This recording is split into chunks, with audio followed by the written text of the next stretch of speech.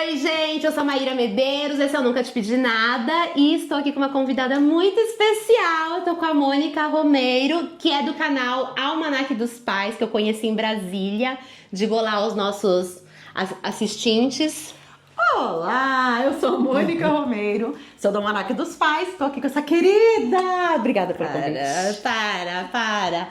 Gente, a Mônica, ela tem um canal de maternidade maravilhoso, inclusive minha prima, já dei o recado, tá, Ana? Já falei pra ela que você é muito fã dela. Minha prima tem 2 filhos e ela falou que o Almanac dos Pais é tipo literalmente um almanac. É um almanac. Porque ela fala que ali explica melhor até que muito médico, menina do céu. O jeitinho, a palavrinha, o jeitinho que você fala, é maravilhoso, ela falou. E sim, gente, eu não tenho, todo mundo aqui no canal sabe que eu não tenho intenções. A Mônica também sabe, que eu já contei pra ela que eu não tenho vontade de ter filho, mas que eu me ligo muito em conteúdo sobre maternidade, pois sou uma pessoa curiosa. E a Mônica, eu conheci ela lá em Brasília. Você gostou de viajar comigo? Amei! Ai, eu amei viajar com ela, gente. Ela é Super tudo. super indico. Também indico, viu, gente? Sério. Jobs, a gente tem que fazer trabalhos com a Mônica de viagem, que você vai animar a sua viagem. Aí, nessa viagem, a gente tava conversando e tal, e aí a Mônica falou que ela lançou mais um livro. Você tem 3 livros, né, amiga? Isso, é o 3º livro que eu lancei agora. Terceiro livro, vou mostrar pra vocês, que é esse daqui, ó, gente. Proteja seus filhos dos perigos das telas. Proteja seus filhos dos perigos das telas. É isso aí. E aí, embaixo tem assim, ó, do vício em jogos e redes sociais aos crimes na internet. E isso, gente, me deu um negócio na cabeça que eu virei pra Mônica e eu falei assim, como assim? Jogos? Que tipo de jogos? Inocentemente, ela tava achando que eu tava falando só de jogo tipo Roblox, Minecraft. Não vai muito além disso. Não, gente, sabe o tigrinho? Esse mesmo, que todo mundo conhece e sabe que as piores pessoas divulgam esse tipo de coisa. Por quê? Porque é um jogo de azar que vicia adultos, bota adulto pra vender casa. A gente tem casos de pessoas que ceifaram a própria vida por causa de dívida de jogo, com tigrinho e tal, com essas plataformas de bet. Por que eu tô querendo saber disso agora? Eu achei interessante trazer isso pro canal, amiga. Porque é um assunto interessante, primeiramente. Eu acho que é importante a gente falar sobre proteger as nossas crianças sempre. Com certeza. E também porque, recentemente, muito tem se falado sobre os perigos das bets, sobre os perigos da adultização das crianças. A gente viu vídeos aí, tem vídeo no canal, teve vídeo do Felca, enfim. Que é, querendo ou não, a adultização das crianças não é só em torno da sexualização delas. E eu acredito que o vício em jogos de azar também traz um pouco disso, né? Tipo, enfim, porque a criança não tem noção. Enfim, eu tenho muita coisa na minha cabeça. E eu queria que você começasse por um começo, pra você me ajudar. Qual foi a primeira vez que você descobriu que tinha crianças que estavam jogando jogos de azar? Na verdade, pra mim não é muito novidade que isso tá acontecendo, porque eu tenho acompanhado a regularização das bets aqui no Brasil. Apesar de ter a regulamentação, algumas coisas não foram tratadas, mas a gente sabe que tem muita bet funcionando no Brasil sem regulamentação, assim como a gente pode jogar lá no exterior. Entendi. As que estão regulamentadas, a gente sabe que precisa de um CPF. E existe uma porcentagem que a casa fica, que é declarada, e toda vez que você faz uma aposta, já tá falando qual é o valor que você vai ganhar. Não é um valor aleatório, tá? Ai, não sabia disso. Para as que estão regularizadas. Tá. Só que a gente tem mais uma porção de outras que não estão regularizadas. Então, falando isso, olha quantos problemas que a gente tem de coleta de dados, de informações que estão sendo compartilhadas ou não. E aí eu comecei a perceber que tinha muito adolescente. Isso por convivência, com pessoas me relatando, sabendo já que eu trabalho com esse tema também de telas, que estavam com dívidas em jogos e os pais nem imaginavam. Porque usa o CPF do amigo, que o amigo pegou de não sei quem, usa CPF de laranja, acredite, eles conseguem esses dados com facilidade na internet, principalmente os adolescentes. E eles, com esses CPFs, ficam jogando. Aí vai lá e ganha mesada. Ganha lá R$50 de mesada. Aí ele vai falar, não, pra eu sair hoje é muito pouco. E se eu jogar e ganhar mais? Aí ele vai lá e perde. Mas aí ele fala, não, mas eu preciso repor esse dinheiro. Aí ele empresta do amigo, aí ele pega do pai e da mãe. Eles vão dando jeitos de conseguir esse dinheiro para aumentar, acreditando que vão ficar ricos com isso. O cérebro da criança e do adolescente não está preparado para lidar com risco. Bom, nem de adulto aqui no Brasil. Veja bem, né, o estrago que as bets estão fazendo. Vamos ser muito sinceros, a gente precisa de um amadurecimento da sociedade, inclusive, para entender o que é jogo de aposta, principalmente aqui no Brasil, e entender quem está regulamentado, quem não está, quanto fica pro crime, quanto que fica pra bet, quanto que fica pra casa. A gente tem muita coisa, muitas nuances nisso. Mas o cérebro da criança, é óbvio que eles vão ver uma propaganda de um influenciador que ele acredita, que tá mostrando carrões e casarões e festões. Vou abrir só um pessoas parênteses. maravilhosas. Às vezes até menores de idade, né, nas propagandas. Tem muita propaganda de bet que usa menores de idade. E eu acho que isso também, quando você falou, eu pensei nisso na hora. Não pode. De... Meu Deus, né? Não pode dizer isso. Mas isso também me pensa... Quando você falou de crianças que jogam bet, eu pensei assim, cara, tá vendo? Às vezes ai, não dá problema nenhum, tá passando só uma... Não, não é sobre isso. Se tem uma criança ali, já muda todo o contexto, né, na hora de falar. E vamos entender que quando a gente tá falando de bet, a gente tá falando que tem dinheiro. Porque a gente já tem vício em jogos que não tem dinheiro. Imagina como. Sim. E agora vamos para um assunto um pouco mais profundo, que a gente estava até debatendo um pouquinho isso, vou trazer para cá. Tá. A gente está falando em vício. Vício é o quê? Uma combinação muito perigosa de cortisol com dopamina.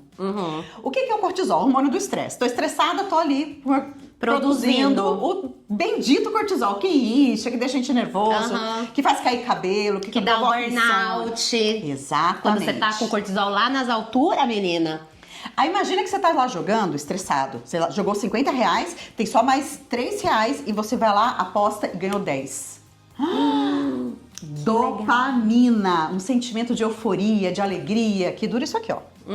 Mas ele é muito intenso. Então, dopamina não é amor, não é felicidade. Dopamina é prazer, tá? E é o mesmo tipo de vício que a gente tem, por exemplo, com drogas. Ah lá. Que é a dopamina da droga, aquela sensação maravilhosa de usar drogas, vamos ser sinceros, se não fosse ruim ninguém usava. É uma sensação boa que traz. E aí quando você para de usar, você tem o cortisol, o estresse, a depressão. Então a gente usa dopamina para bater isso. Isso, quando a gente faz, a gente tá viciando o nosso cérebro em cortisol com dopamina. Ou seja, se eu tô estressada, eu quero dopamina. E claro que todas as bets, algoritmos de todas as empresas têm neurocientistas trabalhando para trabalhar com essa sensação de cortisol e dopamina, com a esperança de você buscar a dopamina. Você fica lá estressado, jogando e buscando incansavelmente essa dopamina. Então, o vício de jogos é muito mais suscetível uma criança ou adolescente do que um adulto. E se a gente sabe que os adultos estão viciando por falta de conhecimento, por falta de saber como é a regra do jogo, ou estão sendo enganados por influenciadores falando que aquilo é sucesso e vai ganhar muito dinheiro. Se a gente já sabe que isso está acontecendo, a gente tem que proteger nossas crianças. E não esquece, criança aprende muito mais no exemplo do que na fala. Então não adianta falar, filhinho não pode, e ficar jogando ali na frente dele, comemorando cada R$10 que pode aparecer na conta. Exatamente. Esse vício em jogos de azar, por exemplo... No adulto, o adulto ele já tem ali toda a bagagem dele de conhecimento, tá tudo já praticamente encaminhado, deveria estar, pelo menos, né? Já assim esperamos. Assim esperamos. Então a pessoa já tem ali um background de informações, não é uma pessoa tipo, que acabou de chegar no mundo. Tem também a questão, além da malícia e do conhecimento, né, que a vivência traz, tem também a parte de formação do cérebro, né? Que as crianças, o cérebro de uma criança, de um adolescente, é completamente diferente do que de um adulto, né? Então ela tem ali não sei nem dizer se é total controle, mas o discernimento dela do que é certo e errado também é muito diferente, né? Na hora de tomar decisões e tal. Sim, a gente tem uma característica do cérebro que da criança para o adolescente é que o adolescente começa a ter raciocínios mais maduros com emoções ainda infantis. É como se, vou dar um exemplo assim pra gente entender melhor, tá? Aqui tá o cérebro da criança, imagina que aqui, nesse cérebro primitivo, que é a amígdala, é onde tá o desenvolvimento principal. Na adolescência, começa a migrar os raciocínios, mas a emoção vai por último. Então, por que a gente fala que o adolescente, ele é muito emocionado? Porque a emoção ainda tá na amígdala, ela ainda é infantil. O controle das emoções é uma coisa que a gente vai ensinando e que é muito difícil acontecer. E a gente fala que essa formação cerebral, a parte física, vamos dizer assim, vai até 25 anos. Tá? Então, até 25 anos, a gente está criando sinapses, neurotransmissores, esses raciocínios cada vez mais complexos e as emoções, o controle das emoções vindo cada vez de forma mais madura para o adolescente. Quando a gente está falando, então, agora de emoção, ou de raciocínio, ou de entender o que é certo ou o que é errado, a gente já sabe agora que o cérebro de adolescente está migrando, mas não se completou ainda. Certo. Então a gente não é 21 anos, não é 25 exatamente, a gente tá falando por volta, né, pela média. Mas você pode esperar, obviamente, muito menos amadurecimento de ideias, de emoções de um adolescente. Adolescente não é adulto, por mais maduro que ele pareça ser. Ele ainda precisa controlar muito das suas emoções. Mas não é tudo ruim. Vou dar um exemplo. Me dá, por favor, pra gente ter esperança nesse mundo, Mônica. Vamos lá. Quando a gente fala do cérebro do adolescente ser um cérebro ainda em amadurecimento, adolescente é muito impulsivo, lembra? Adolescente é impulsivo. Mas olha a coragem que eles têm, por exemplo, de fazer faculdade fora. De mudar de casa, de reiniciar, de se aventurar. Então, quanto bem direcionada, essa característica do adolescente traz muito ganho, conhecimento, descobertas para um adolescente. Quando mal direcionado, ele pode acabar viciado em joguinhos, por exemplo. Ao invés de direcionar a impulsividade para coisas legais, de descoberta, de arriscar para o novo. Como eu falei, mudar de emprego, o adolescente muda de emprego com muito mais facilidade. Nem adolescente, um jovem adulto. É muito mais fácil para ele testar, mudar de profissão, larga uma faculdade, vai fazer outro. Essa impulsividade deles, quando bem direcionadas, pode ser uma grande chance de sucesso. Uma coisa boa. Né? Mas quando você é direcionado, por exemplo, para jogos de azar, gente, é um fracasso. Porque a longo prazo, jogando, é aquilo... Vou dar um exemplo para as pessoas entenderem um pouco o ponto que eu quero chegar. Vamos supor que você vai viajar para Las Vegas, adultos, todos adultos, viajando para Las Vegas, que é um lugar onde tem muito cassino. Na verdade, o turismo 100% de Las Vegas é quase todo em cima de jogos de azar, né, de cassino. Automaticamente, um adulto fala pro outro, olha lá, não vai jogar tudo, não vai se empolgar. Não. A gente já tem esse discurso já meio que pré-estabelecido, porque a gente já viu muitos casos desse tipo de pessoas que perdem tudo. A gente já viu filme, coisas assim, que a pessoa deu até a roupa do corpo, tá ali de cueca porque apostou tudo. Então, o adulto, a gente normalmente tem esse discernimento mais pelo lado concreto da coisa, porque é um cassino, porque é Las Vegas, porque é sei lá onde mais tem cassino nesse mundo, sei lá, Dubai, sei lá onde tem. Mas a gente tem um pouco mais essa consciência. Agora, quando a coisa tá dentro do celular, eu acho que muda um pouco a figura, porque ele se torna um pouco mais abstrato, né? O dinheiro, vem as coisas. Então, tipo, por exemplo, você não tem mais que passar por um crivo de ter mais de 18 anos para poder entrar num cassino. Então, o adolescente tem acesso àquilo. E eu acho que ele vê de uma forma diferente também. Posso problematizar um pouquinho mais? Tudo o que você quiser, porque eu não tenho filhos, eu não conheço nada. Quem escreveu o livro foi a Mônica. Vou problematizar. Não é só as barreiras físicas de ir a um cassino. É a facilidade de ele estar na tua mão 24 horas por dia. Tá. É muito fácil. É mais ou menos você pedir uma batata frita do McDonald's ou você ter que ir lá, colher a batata, descascar a batata, fritar a batata e comer a batata. Tá. A mesma facilidade que você tem de fazer escolhas ruins alimentares, você vai ter de habituais. E isso é um hábito.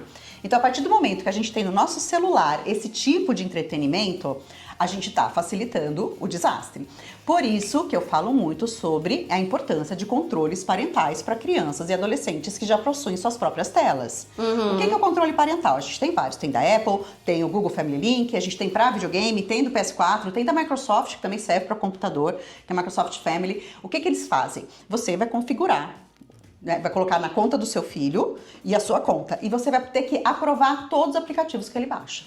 Não sabia que era assim que funcionava. É isso. E também tem controle de tempo. Vamos supor, você deixou que ele baixasse, por exemplo, um jogo, mas ele vai falar, qualquer jogo vai jogar só por 2 horas por dia, durante a semana, ou vai jogar 1 hora, ou só pode jogar no final de semana por 3 horas. Aí você vai baixar, porque já tem 13 anos, pode ter conta no Instagram, por exemplo. Aí você vai baixar no Instagram, só pode 1 hora por dia, e você vai fazer todos esses controles do que pode baixar, e se baixou, quanto tempo pode usar. Acredite, é super fácil utilizar essas ferramentas, elas não são difíceis, são super intuitivas. Se você consegue mexer no seu próprio celular, você vai conseguir mexer nessas ferramentas.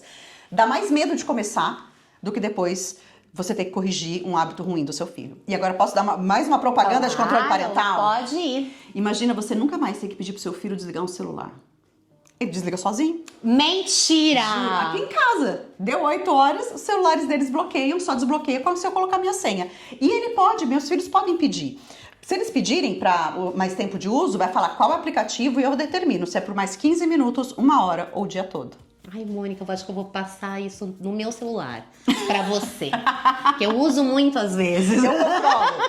Eu controlo. E ó, vou falar uma coisa, eu conheci o filho dela, tá? Ele não tem cara de triste, ele pareceu-me muito feliz, tá? Parece que esses controles não têm afetado a felicidade do garoto, não, gente. De jeito nenhum. É claro que toda mudança, quando a gente coloca, até na nossa vida, causa caos. Mas 2 semanas é suficiente para um novo hábito. Então, se eles se habituam, tá tudo certo. E você não vai me falar, desliga. Avisei pra desligar. Eu disse pra desligar. Eu nunca tive esse estresse aqui. Só desligou, uia. E eu acho que esse estresse, essa movimentação do desliga, não mandei você desligar, já... Eu acho que isso acaba estressando mais e transformando a coisa numa coisa pior. Com certeza. Entendeu? Que aí vai...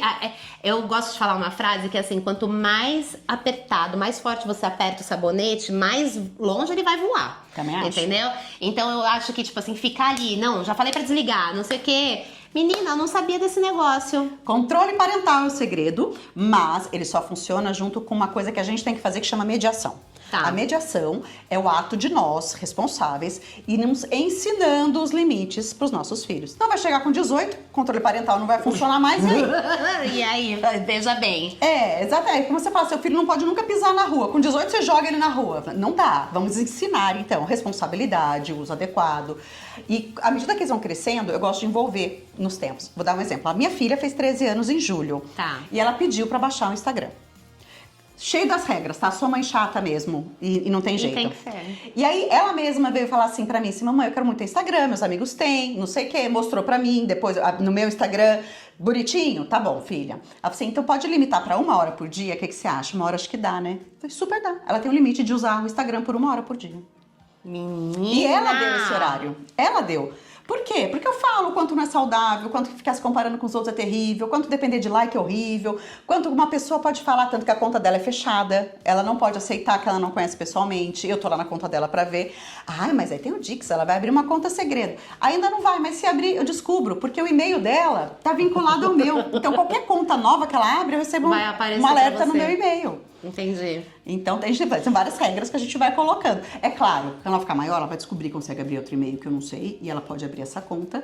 Só que eu também tenho outra coisa que eu falo com eles. O celular é de vocês, mas eu ainda posso pegar a hora que eu quiser pra ver, beleza? E quando eu pego pra ver, é do lado deles. Fala, deixa eu dar uma olhadinha no seu celular. Como é que estão as conversas com os amiguinhos? Ah, você já fica ali do lado deles. Eu não olho em segredo, eu não olho escondido. Acho isso super importante. É confiança, né? Aham, total. E eu acho que também é um lance que tira um pouco o pai e a mãe daquele lado punitivo de que ele tá caçando alguma coisa pra brigar com você, alguma coisa de errado que você fez. Você tá fazendo ali uma vistoria ali, assim, meio que, deixa eu dar uma olhadinha. Como é que tá esse grupo de escola? Estão falando muita bobeira aqui? Sim. E às vezes, e uma pergunta, se você, por exemplo, uma mãe tá assistindo esse vídeo e ela fala assim, eu acho que é melhor eu dar uma olhada no celular do meu filho ou da minha filha, e descobre alguma coisa não muito legal. Descobre, por exemplo, que esse adolescente tá jogando um jogo de azar, tá jogando tigrinho. Você acha que... Como que você descreveria uma abordagem menos assustadora pro adolescente? Porque eu acho que o adolescente tem aquele lance de tipo assim, é o pânico do pai brigar, da mãe brigar. Você acha que tem uma abordagem pra uma mãe chegar e falar assim, olha, vi um negócio esquisito aqui no seu celular, meu amor? Tem um capítulo do livro inteirinho que chama Conversas Difíceis, que é exatamente como que a gente identifica problemas, porque o livro falou sobre outros crimes também, como chama sextortion, que é você tentar extorquir uma pessoa com dinheiro, um menor, no caso, ele tá falando muito de crianças, como que você denuncia crimes, sobre cyberbullying, tem todos os crimes lá, inclusive vícios em jogos, tipo Roblox, Minecraft, FIFA, qual for, e que eu também vou te perguntar coisas disso, tá? Bora! E aí, mas eu tenho isso, que exatamente, quanto mais agressivo a gente abordar, maior a chance deles se fecharem, porque eles vão ter medo. A forma que eu gosto mais é a forma em que você também, isso para adolescentes, tá? Para criança, é claro que a gente vai, uma criança jogando bet, a gente tá errando também, né? Vamos puxar nosso lado aqui. Mas um adolescente tá jogando, o que você vai ter que fazer é conversa franca, mas se você for pra endurecer demais, ele endurece junto. Porque eles vão se proteger através da... Não vou dizer que é agressão, porque a agressão é inadmissível em qualquer momento, mas se fechando. Eu acho que o primeiro passo é assim, olha, eu vi um negócio, vamos conversar sobre isso? O que você quer me contar? E aí a gente vai abrir a escuta ativa. Na escuta ativa, a gente vai escutar tudo que eles falam, sem fazer assim, senão acabou a conversa por ali. E por mais que os argumentos sejam terríveis, horríveis, ou eles sejam nervosos, a gente vai ouvir com paciência.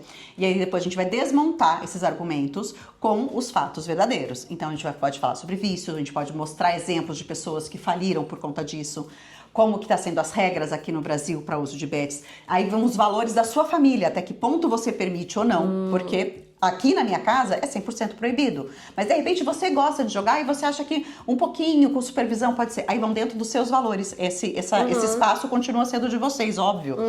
Então, mas aí o que tem que fazer, a primeira coisa é perguntar o que ele acha, por que ele faz, se tem alguma coisa errada. E tem uma pergunta que eu gosto, que quando eu falo isso pra Larissa, mesmo que eu não tenha nada pra ela me falar, ela fica toda emocionada. Que é assim, tem alguma coisa que você gostaria de me falar, que você tem medo de me falar? Se falar que sim, você não fala, tá, então conta. Não é assim.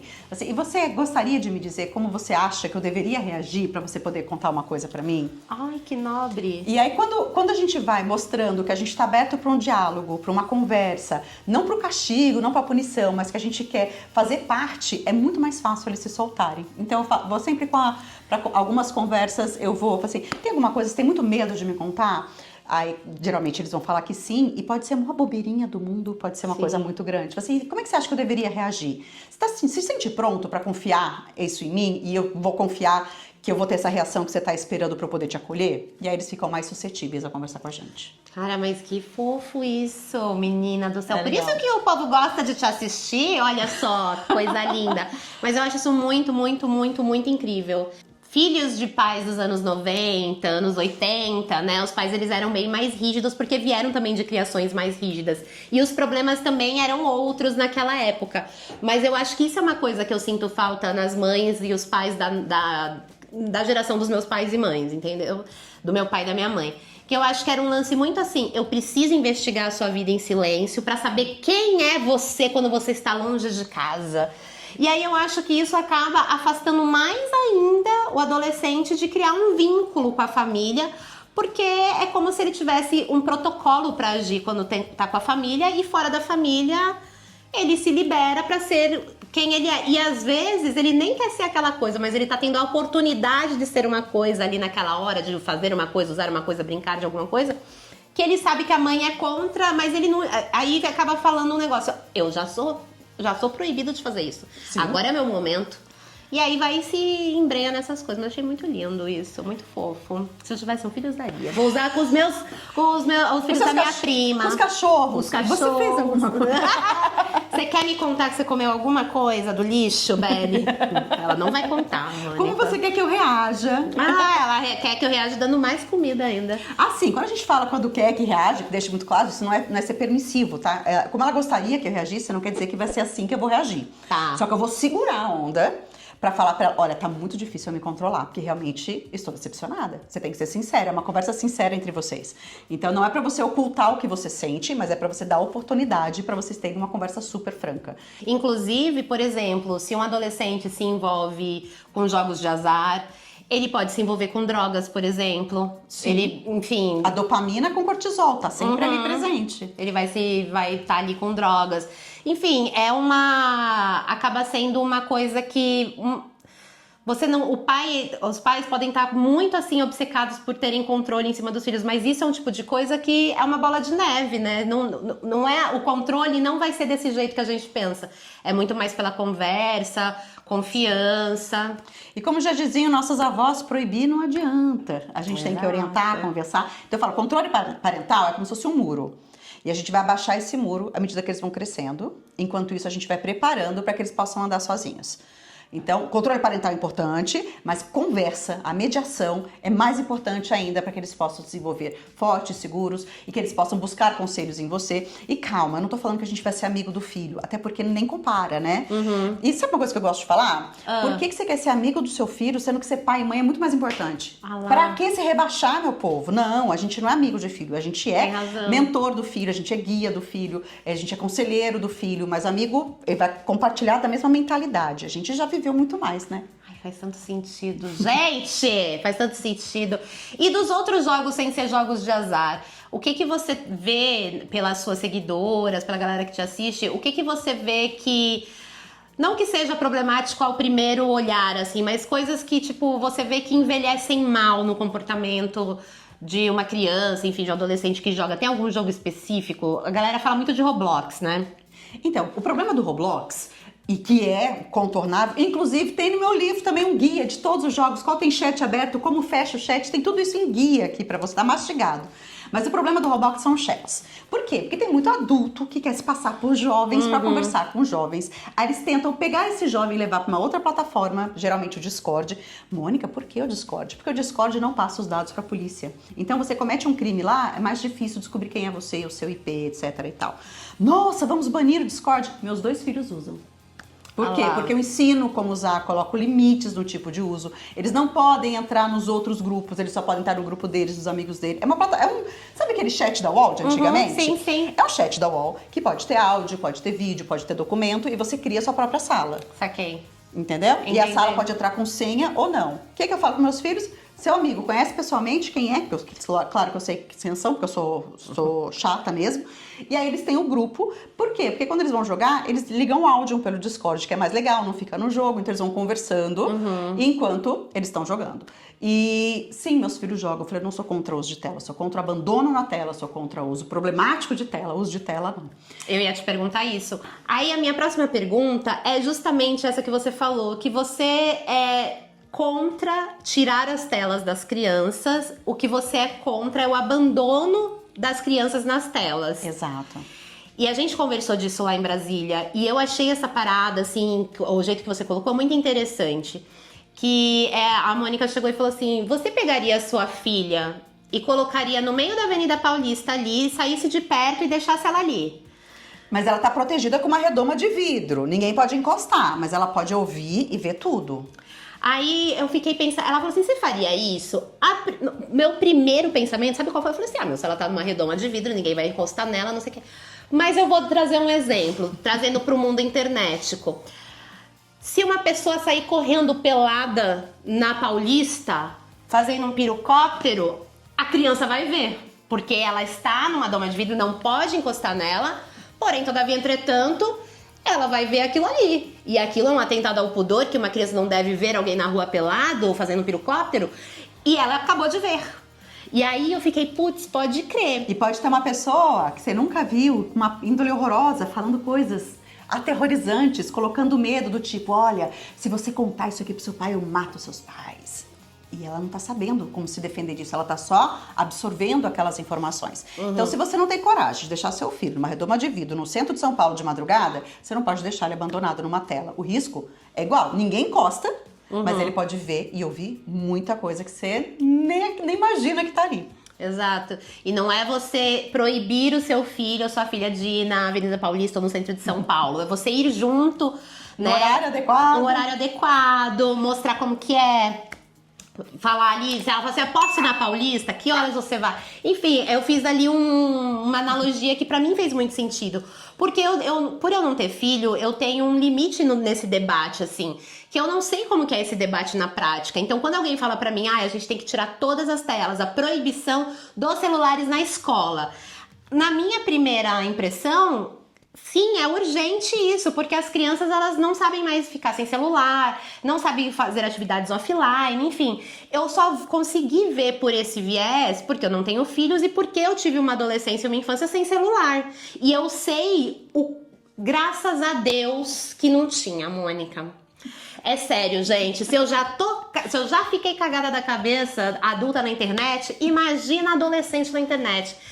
E daí eu ficava muito com isso na minha cabeça, entendeu? Do tipo, Eu tive uma infância, eu tive uma infância e uma adolescência longe das telas, e isso pra mim foi bom, porque eu vejo hoje em dia como que eu sou e eu seria muito mais viciada. Eu falo assim que eu tenho um vício em tela que é bizarro, assim, eu só consigo sair da cama se eu entro no WhatsApp e vejo que não tenho nenhuma mensagem urgente. Se eu tiver uma mensagem urgente, eu vou responder da minha cama. Acabei de acordar. Não escovei o dente, não lavei a cara. Eu tô ali. Então eu sei que eu sou uma pessoa viciada e eu sei como isso poderia ser 1000 vezes pior se eu tivesse esse contato adolescente, entendeu? Então, tipo, eu fui ter computador, eu fui ter internet, eu já tinha ali, foi 2001, eu tinha 18 anos. 2001 pra 2002, agora não, mentira, acho que 2002 mais ou menos, mas eu já tinha 18 anos, já não era criança.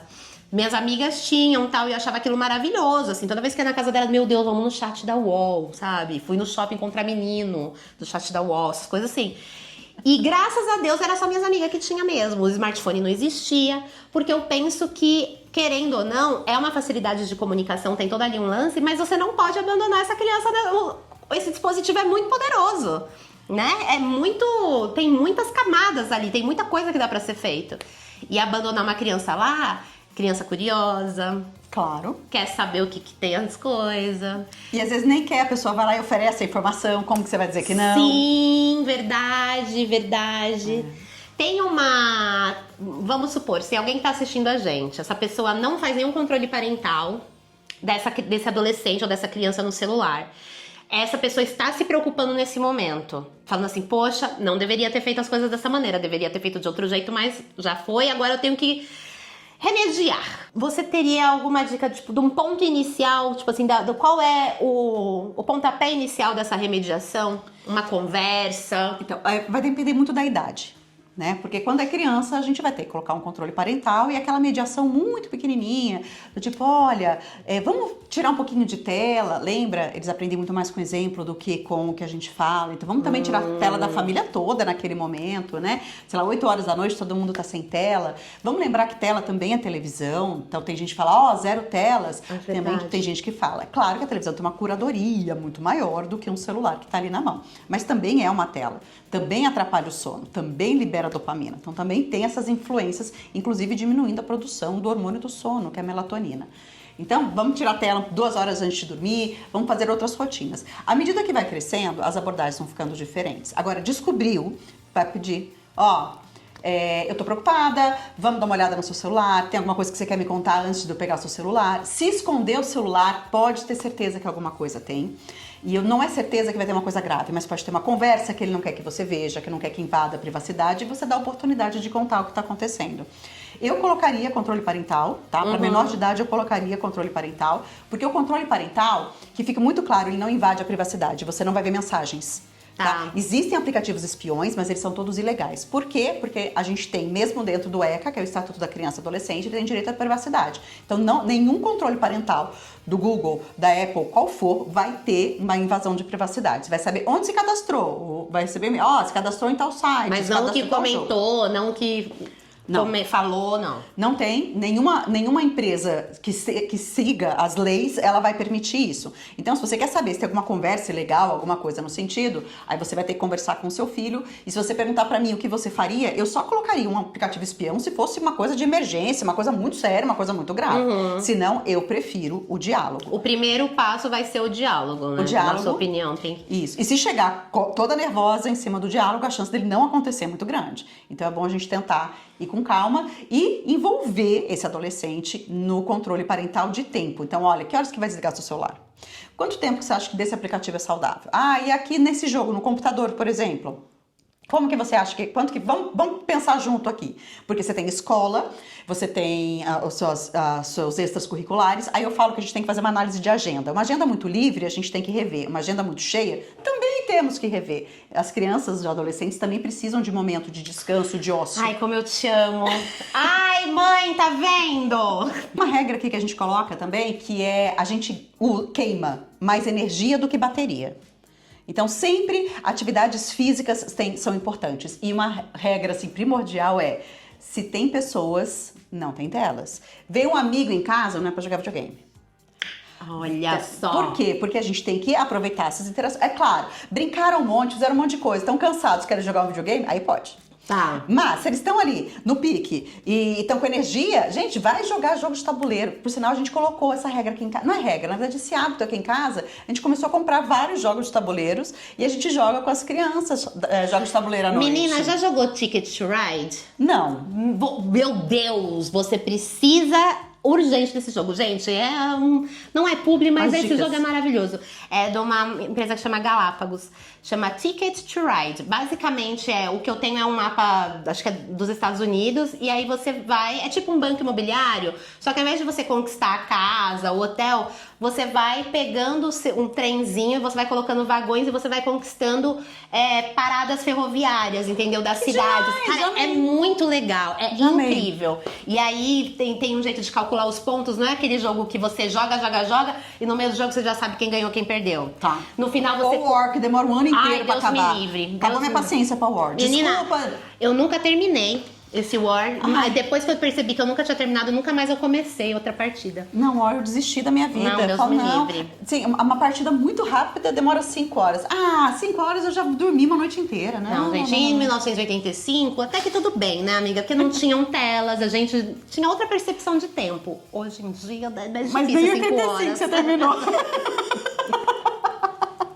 Deus me livre, Se eu odeio 85 War. não terminar, imagina agora. Imagina agora, não, gente. Não, sem chance. Eu acho que jogos de tabuleiro é uma coisa muito valiosa e eu sempre falei que isso se perdeu muito com a internet. Sim. Porque é o lance de respeitar regras, é o lance Seu momento, a conversa, a risada. A gente tem alguns jogos que é de adivinhar qual a carta que tá na tua mão, se dá só uma pista. Tem várias coisas legais que a gente pratica. Então, esse é um momento que a gente tem em família, às vezes quando tem amigo, que vai dormir aqui em casa. Minha casa vive cheia de gente. Aí, então a gente acaba colocando jogos à noite, antes de dormir, ao invés de tela, vamos pro jogo, é legal. E é claro, nenhuma refeição na minha casa tem tela. Nenhuma. Todas as refeições sem telas. Nem televisão ligada, nada. Refeição é a gente com a gente, falando bobeira da gente. E a comida. E a comida e falando da gente de novo. A minha pergunta é, você acha que tem... Beleza, todo mundo fala de bet, Roblox e bababá. Rede social, jogo. Tá, você acha que tem algum grande perigo que não é muito falado? Super tem. Eu já tô até com medo de saber qual é que é. Eu não sei por que as pessoas não falam, mas toda vez que a gente entra nos sites... Tudo bem que o Marco Civil da internet melhorou isso, porque agora a gente sabe que existe uma coleta de cookies, tá? Sites brasileiros. Os gringos, a gente não concorda, a gente só vai. Qual que é o problema disso? Um cookie consegue saber exatamente quem é você, onde você mora, onde você conectou, que produto você buscou, qual o seu interesse, o que você leu, que vídeo você assistiu. E aí, existem empresas que fazem todas as coletas de dados para fazer qual é o seu perfil. E com isso, faz uma antecipação de consumo, por exemplo. É como se a rede social, não a rede social, mas a internet sabe mais de você do que você mesmo. Se você perguntar para a internet e ela fosse uma pessoa, falar assim, internet, esse homem é para mim? Ela ia saber. Internet, essa roupa vai me dar, eu vou gostar de ter essa roupa? Vai. Internet, que produto que eu sonho em ter? Vai esse aqui, que você nem sabia que existia, mas ela sabe. E, só que não sabe só da gente, sabe das crianças e dos adolescentes também, porque apesar de ser proibido coletar cookies quando identifica que é criança e adolescente, e aí vou agora puxar o saco do Google aqui, o Google faz isso, tá? Isso a gente viu de perto, o Google realmente faz isso, ele não coleta esses dados e não mostra pra publicidade, né? Mas várias outras plataformas fazem isso. E eles vão saber desde o que te irrita até o que você gosta. Então eles conseguem modular o teu comportamento, mostrando pra você, por exemplo, vídeos que eles querem que você se comporte desse jeito. Sim. Entendeu? Ou, se eles querem que você se comporte de outro jeito, vai mostrar outro tipo de vídeo, se é mais combativo, ele percebe que você gosta de combativo, se você não gosta. Então, eles sabem muito sobre a gente. Muito sobre a gente. Então, a nossa privacidade, sim, ela tá super em jogo. Eu consigo lidar com saberem tudo de mim, porque eu sei o que eu busco. Mas eu não consigo lidar com que eles podem modular o consumo dos meus filhos que ainda não estão preparados para esse tipo de inserção, não só de publicidade, mas de conteúdo. Eu não tô falando só de compra. Sim. Tô falando de como eles devem se comportar, a tendência de moda, as gírias, com quem que eles devem andar, que turma é legal, que turma é chata. Então, isso me preocupa. E principalmente, assim, a coleta, a publicidade... Eu sou publicitária, sou formada em publicidade. Eu também! Ai, para, meu! Ai, gente, eu amo. E eu acho que você vai concordar isso comigo, porque eu sempre falo que a publicidade, apesar dela ser uma coisa ali encenada, feita pra vender e etc., a criança e muitas vezes o adolescente, o jovem adulto, ele usa a publicidade sim pra ter uma métrica de sociedade. Sim. Entendeu? Então é tipo assim, a propaganda da margarina com uma família funcional em volta da mesa consumindo e rindo pode sim influenciar um modelo de família ideal. Exato, um modelo de família ideal, exatamente. Aí pode ser uma pessoa que odeia os pais porque os pais foram ruins. Ruins mesmo, tá, gente? Eu não tô falando, não deixou usar o celular. E aí essa pessoa, passou por coisas horríveis com os pais e não consegue se desvencilhar porque fica ali preso em coisas. É só um exemplo, mas tem outras coisas que ali a publicidade também faz esse tipo de coisa. E esse medo que nós adultos a gente tem da publicidade na internet, que é a gente fala, acabei de falar no negócio, olha apareceu. Então, falei de cama de casal, nem tô buscando cama. Olha! Aí às vezes eu vou falar, porque eu sou uma pessoa meio consumista, né? Não tenho nem como falar diferente aqui no canal. Eu sou uma pessoa que eu sou cativada por publicidade e tal. Muita coisa que eu quero comprar, eu nem sabia que eu queria. É exatamente o que você falou, uma antecipação publicitária ali, entendeu? E aí eu falo assim, cara, imagina isso na cabeça num cérebro que não está 100% formado, que nem a gente falou lá no começo do vídeo. É uma publicidade injusta, porque você não tem noção que você está sendo metralhado com isso. E antecipada, né? Antecipada, é um negócio que você... Antecipa consumo, mas o que mais me preocupa nem é o consumo, apesar do consumo ser grande, é o comportamento. Sim. Ele molda quem você é, de acordo com o que ele quer que você veja, que você ache que aquilo é aceitável ou não. Com conteúdo me preocupa mais do que com produto. Tá, faz sentido. Chego a dizer. Faz sentido também essa sua preocupação. Tá vendo como não ter filho me faz não ter nem a metade das preocupações. Agora você se preocupa com você. Oh, meu Deus, eu gosto comigo, disso eu tô me porque a internet preocupada. mandou. Você imaginou, você como criadora de conteúdo, você tem um canal há 10 anos também, né? Você falou... Não, o canal do YouTube acho que tem 6 anos, mas o Almanac tem 12. Ai, nossa, 12? 12, porque ele era site, né? Eu demorei pra ir pro YouTube, eu não queria aparecer. Entendi. Aí, olha só, falando bem desse jeito, eu não queria aparecer, que loucura é essa? Mas que eu gosto de escrever, né? Todos os livros dela estão aqui, não dá pra ver aqui, dá pra ver só um pedacinho. Dá pra ver só um... E a minha pergunta pra você que viveu, assim como eu vivi, as primeiras redes sociais. A gente nem imaginou que a nossa profissão existiria no passado. Jamais! Sim. Você imaginou em algum momento, lá no passado, que a internet ia trazer problemáticas assim? Então, Você trabalhar com tecnologia, não é? Eu trabalho com tecnologia desde 2000. Tá. Eu tenho internet desde 95. Não, 97, né? Porque pra você entrar, você tinha que entrar na USP, eram umas coisas, só uma telinha preta que você escrevia lá. Eu sou meio Neandertal. Dinossauro, raiz. Tem muito conhecimento, amiga. Jogava muito na internet. Jogava muito. De MMORPG, tudo que você podia imaginar jogava. Jogos. Conheci marido na internet, Que também é gamer. Também é gamer. Ex-namorado no chat da UOL. Aí, ó, gente. Eu tô nesse mundo há muito tempo. O que eu falo que eu percebi nitidamente foi, eu jogava muito online. E eu jogava Tibia, eu jogava Priston Tale, depois eu fui pro WoW, mas o WoW já era bem mais velho. E eu jogava também um Age of Kings, Age of Empires, Age of Mythology. E eles eram numa plataforma da Ensemble que chama ESO, Ensemble Studios Online. E a gente entrava nessa plataforma e lá você selecionava as pessoas que você ia jogar, e conversava, combinava e as pessoas jogavam junto uma partida ali, principalmente do Age of Mythology. Quando veio a internet banda larga, a gente começou a perceber que começou a aparecer crianças que não tinha, era só a gente da nossa idade, 18, 19 anos. E a gente começou a perceber que junto com as crianças começaram a aparecer umas pessoas mais velhas. Esse movimento eu percebi que foi com a banda larga, porque daí os horários eram normais. Porque até então eu jogava da meia-noite às 6 e ia trabalhar às 8. Essa história, gente, dela é maravilhosa. Como ela podia, eu não sei. Também não sei. A juventude. Ai, não é? Colágeno. E aí, então, o que eu falei, esse movimento pra mim foi muito nítido, não só pra mim, mas pra várias pessoas que jogavam ali comigo, da quantidade de crianças e mais velhos. Na época eu não associei isso a nomes proibidos, que se eu falar caiu. Não associei, mas depois, quando eu comecei a estudar mais esse assunto, pra mim foi óbvio. Caraca. Começou a aparecer criança, começou a aparecer predador. Mas foi com o advento da internet de banda larga, por isso que eu falo que não tem hora. Ok, meus filhos são proibidos de usar de madrugada, tá? De madrugada não tem criança na internet e não tem adolescente em que os pais colocam controle parental. Não tem. Então quem tá lá na internet de madrugada tá com mais liberdade do que os meus filhos têm, por exemplo. Então tendo acesso a mais tempo a coisas que eu não quero que meus filhos tenham ainda. Então meus filhos de madrugada não pode, já tem essa regra. Porém, de dia também tem predador e tem vítima, tá? Tem os dois, então a gente tem que tomar cuidado.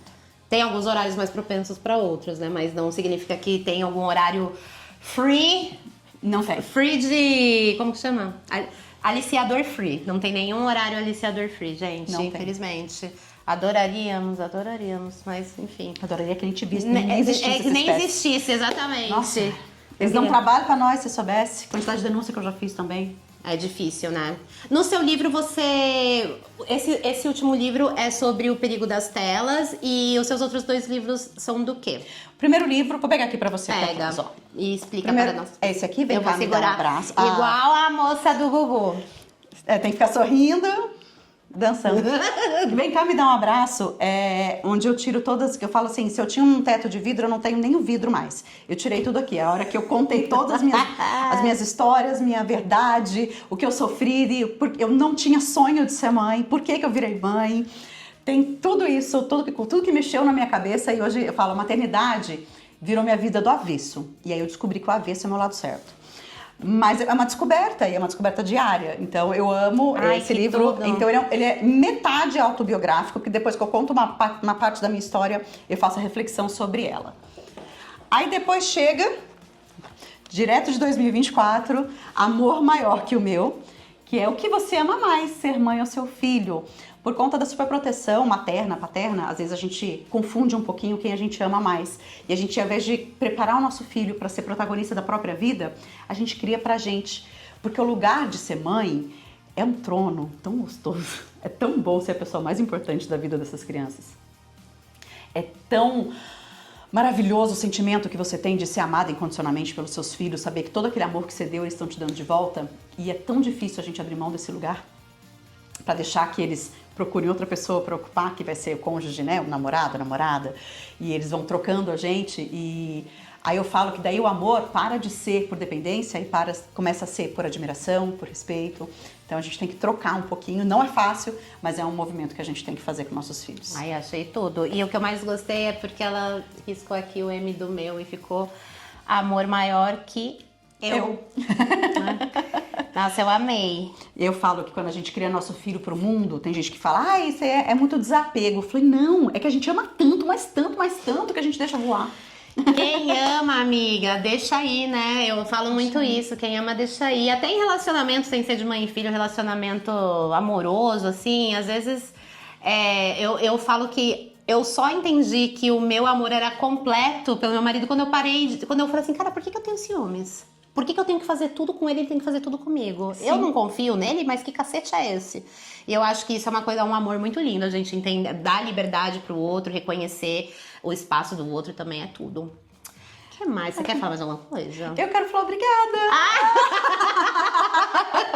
Que delícia, gente! Ó, é que assim, eu vou falar uma coisa, se eu ficar morrendo de vontade, mas tem ela aqui na minha casa. O papo que a gente teve no sofá de horas. Sim. Gente, ela é muito maravilhosa. Ai, muito para, maravilhosa. você que é sua linda. Gente, ela é muito legal. A Mônica, eu gosto de criadores de conteúdo que me conquista no offline, entendeu? No online é fácil, né? Isso que eu ia falar, no online é fácil, meu amor. Você tem aqui edição, você tem melhores ângulos, você tem tiradinhas das piadas.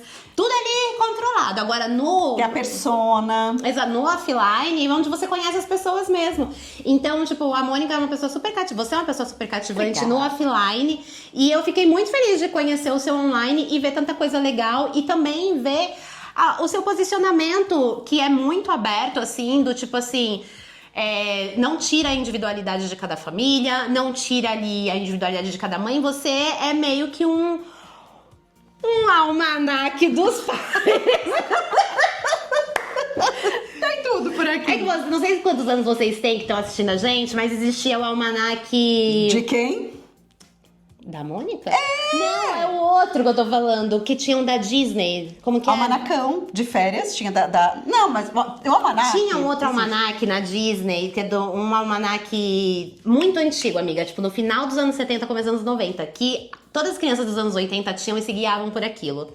Eu não vou lembrar Então, agora. tinha um almanacão de férias, a Turma da Mônica, Esse que eu era lembro. grandão, que era cheio de atividade no meio. Aham. E todo mês, o Maurício de Souza liberava o almanac da Mônica, o almanac de Cebolinha e do Cascão, da Magali não tinha. E aí, o almanac dos pais, eu não posso falar que eu não pensei na Mônica.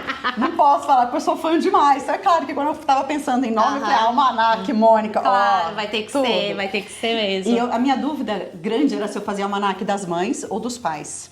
E aí eu falei assim, das mães, aumenta o meu número de cliques. Com certeza, se eu tivesse feito, eu teria mais clique que hoje. Mas eu queria uma coisa um pouco mais abrangente, porque eu não falo assunto só de mãe, e eu acho muito injusto a gente colocar a educação nas costas da mãe. Total. Então, E uma englobar. coisa também, adiciono mais aí no que você tá falando, porque é muito difícil homens consumirem conteúdos que são produzidos por mulheres e são ali falados por mulheres e tal, por mais que esse conteúdo sirva pra ele também, né? Isso daí, eu já falo disso aí há um tempão aqui na internet. Então, com certeza, se você colocasse o almanac das mães, muita gente ia ficar... Meus 5% de homens iam embora. Exatamente. Tem 5%, mas tem pelo menos, Tem sabe? Então eu acho que... E o seu conteúdo é um conteúdo que quando a pessoa vem, ela se desconstrói muito, entendeu? Ela entende muita coisa, ela vê que segue assim, às vezes tá com um pensamento que não deveria ter, ou que pode ser uma coisa completamente diferente. Amiga, não é à toa que a minha prima gosta de você. E que os filhos dela são, tipo, meu, que crianças mais maravilhosas. Ah, mas sério. é mérito dela, não é meu não. Nossa. Não é mérito meu não. Toda sua Mas prima. aí você foi ali uma pessoa importante pra ela de alguma maneira, né? E eu acho que pra muitas mães. Quantos inscritos você tem no seu canal? 2 milhões e uns quebradinhos. Olha isso, amiga. Parabéns. Bastante, é bastante. Parabéns mesmo. E espero que muitos que estão aqui nos assistindo vão lá no canal da Mônica, porque além de ter o conteúdo dela, eu vou gravar um vídeo com ela agora que você vai assistir lá no canal dela. Eu nem sei direito o que vai ser. Direito não, nem sei o que vai ser. Eu vou contar. Posso dar spoiler? Pode. Eu peguei uma série de mitos ou verdades da maternidade que ela vai ter que adivinhar se é verdade ou não. Aí já vou errar tudo, amiga. Mas claro que vai, claro que vai. Mas eu garanto que quem não tem filho vai errar junto com você. Mas quem tem vai falar, vai ser óbvio. Então tá bom, então eu vejo vocês lá. E suas redes sociais, Almanac dos Tudo Pais? é Almanac dos Pais. Então, beleza. Todas as redes. Então, muito obrigada, amiga. Obrigada, espero vocês lá no Almanac pra ver o vídeo com a Maíra. Beijo enorme no coração. Beijo, gente. Tchau.